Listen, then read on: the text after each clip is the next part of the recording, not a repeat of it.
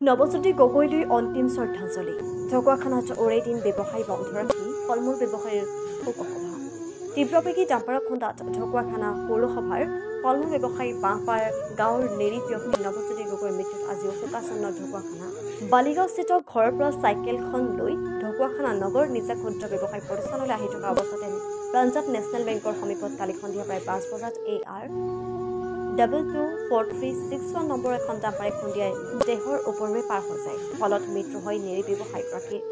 কালি নিশাই মৃতদেহ লখিমপুৰ চিকিৎসা মহাবিদ্যালয় হস্পিটেললৈ মৰণোত্তৰ পৰীক্ষাৰ বাবে প্ৰেৰণ কৰাৰ পাছতেই আজি মৃতদেহ স্বগৃহলৈ অনা হয়